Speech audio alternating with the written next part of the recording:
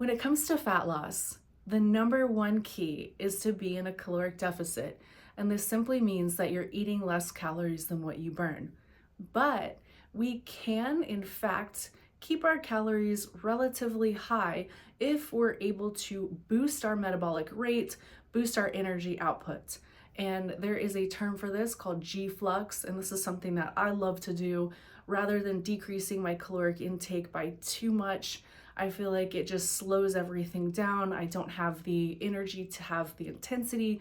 I can't do the same amount of volume. I can't lift the same amount of weight if I'm in too much of a deficit. So the idea here is to run a slight deficit and increase your work capacity in order to create a fat burning machine that is you. And I'm going to share a few of the ways that you can do this. And I want to make these quick, easy, memorable, and something that you can add to your workout routine today in order to see really great results. And just so I don't forget my teleprompter, my handy teleprompter here. Number one, I want you to think in terms of inefficient exercises. So think inefficiency. And all this means is these are exercises that are going to require you to stabilize a lot more, to use explosive power, to use more muscles. And a lot of inefficient exercises will be burpees, kettlebell swings, battle ropes, plyometrics. And chances are, if you think of these exercises, they're the ones you inherently do not like. But I'm telling you, they are the ones that are going to be most effective and are going to give you the best bang for your buck. So, inefficient exercises. And you can add these to the beginning of your workout. You can toss these in as part of a circuit, or you can add them at the end as part of metabolic conditioning. So you have several ways that you can sprinkle these exercises in to kind of take a little bit of that pain away from having to look at your workout program and seeing burpees on there. I don't think anybody goes, yes, when they see those exercises.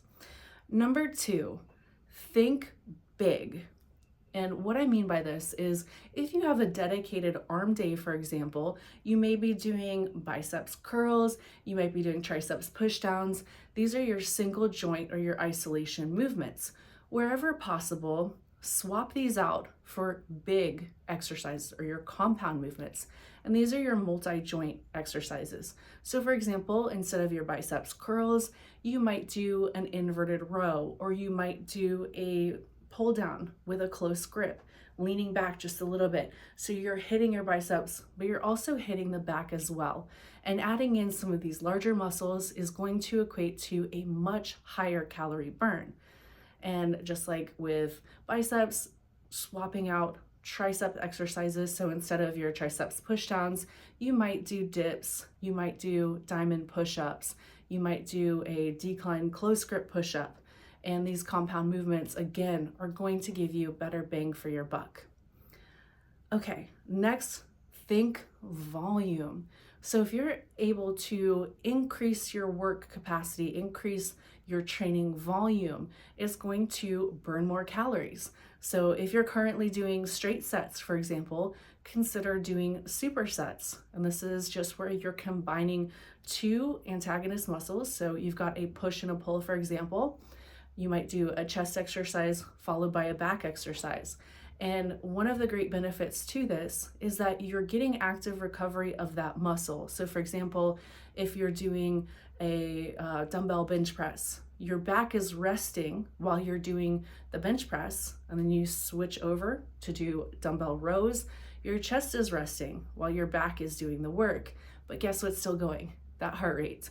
And you're keeping your heart rate up. So this is a great way to actually cut your workout time almost in half and get a greater volume and increase your work capacity, get some cardio benefits while you're lifting.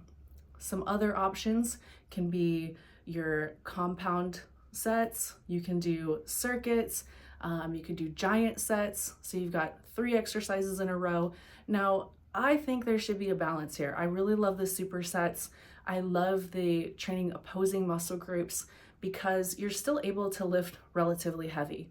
If you get into your giant sets, those are great as finishers, for example, but doing something in a circuit, that is generally going to give you some cardio benefits, but you're not going to get as much in terms of strength benefits from it, or really hitting those fast twitch muscles, because the intensity you're able to give each exercise is a lot less because you're out of breath from doing exercise after exercise. This can be good after weight training, for example, to do a metabolic circuit, but it's all about planning and sprinkling in these techniques where needed. Now, if you're training at home or if you're training on the go, certainly doing a circuit is going to be better than doing nothing. So it's all about, again, planning things out. Next, think intensity. Now, intensity is going to help in a few different ways. It's going to really boost calorie burn. It's going to help build muscle, and it's going to help build that fast twitch muscle specifically, which is something that we tend to lose. That is the first muscle fiber type, that quick muscle, muscles that help you lift heavy. These are the muscle fiber types that we typically lose as we get older. So if you're able to train with intensity, especially at the beginning of a workout, this is exactly where you want this to be. So kettlebell swings, for example, an inefficient exercise that allows you to go high intensity, very explosive at the beginning of your exercise or the beginning of your workout, is going to go a long way towards helping you not only build a fast twitch muscle and preserve fast twitch muscle, but it's going to turn you into a fat burning machine. So wherever possible, not every day, but I would say start with once a week, adding in some intense exercises at the beginning of your workout. So again, these are burpees with a jump. This is something like a kettlebell swing, plyometrics, even something like squat jumps, for example, bodyweight squat jumps, where you're just going into, let's say, a half squat or 3/4 of a squat and exploding upwards as hard and as fast as you can. This is going to help really encourage this fast twitch muscles to grow, and it's going to boost that calorie burn. Okay, we're looking at metabolic conditioning, high intensity interval training, and intervals in general. And these are something that are great as a standalone workout. You can do Tabata, 4 minutes. That is all it takes. And this is going to help boost your calorie burn. It's going to boost your metabolic rate for up to 48 hours after you have performed this workout. So you've got that, your true hit where you're going all out, getting your heart rate up to 80% of max. And this is just 220 minus your age times 0.8. That's going to give you your target heart rate.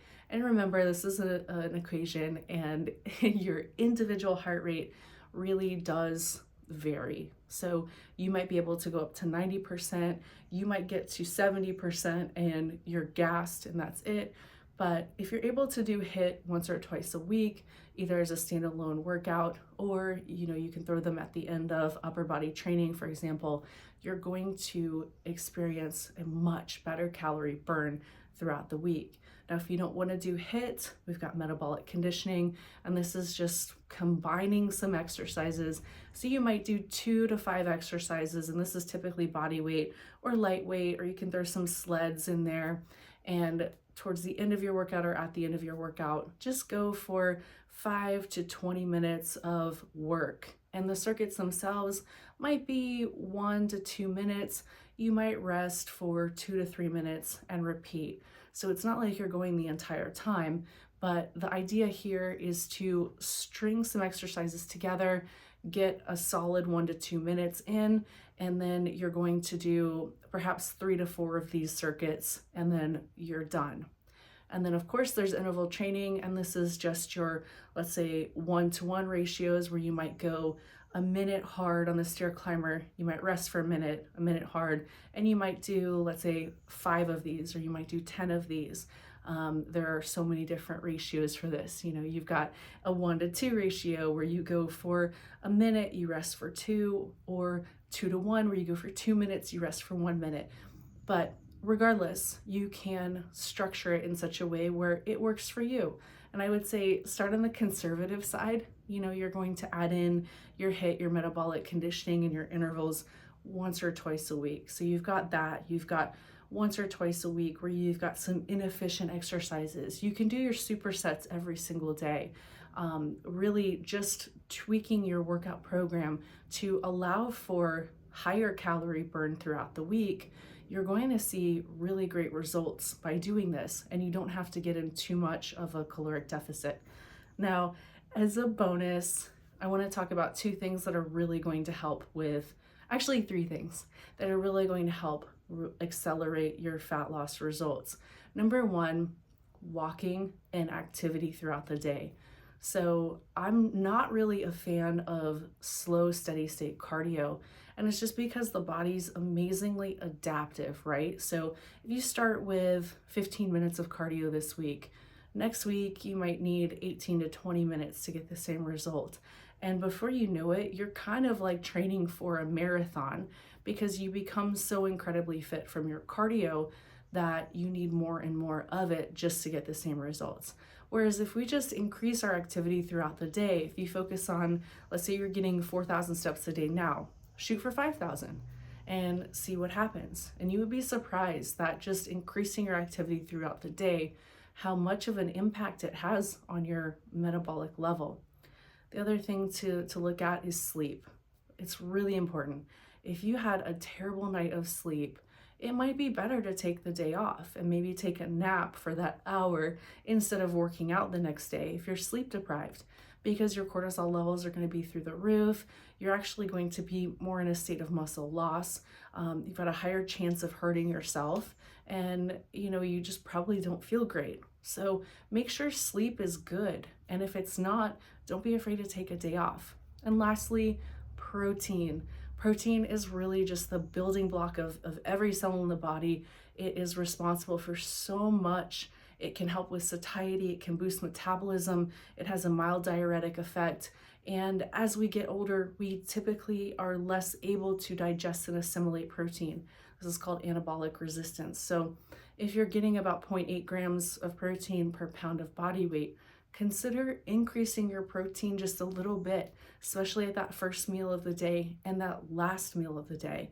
This can go a long way towards helping you with maintaining your muscle mass and at times even gaining muscle. If you're training in a new way that you haven't done before, you have newbie gains. So there is that potential to gain muscle while you're losing fat, which I love.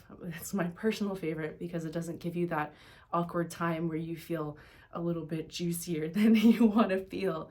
So let me know what you think in the comments below. Do you use these methods? Is there something else that you swear by? But I really love GFlux. And if you want to see another video on it where I do a deep dive, I'm happy to do it. It's something that I have followed for years, and just increasing your work capacity, which allows you to not have to decrease your caloric intake too much, and just creating a fat burning machine that is you is something that I absolutely love. So let me know what you think. If you made it this far, I love you. You rock. Thank you again. Until next time, train smart, train hard, and have fun, y'all.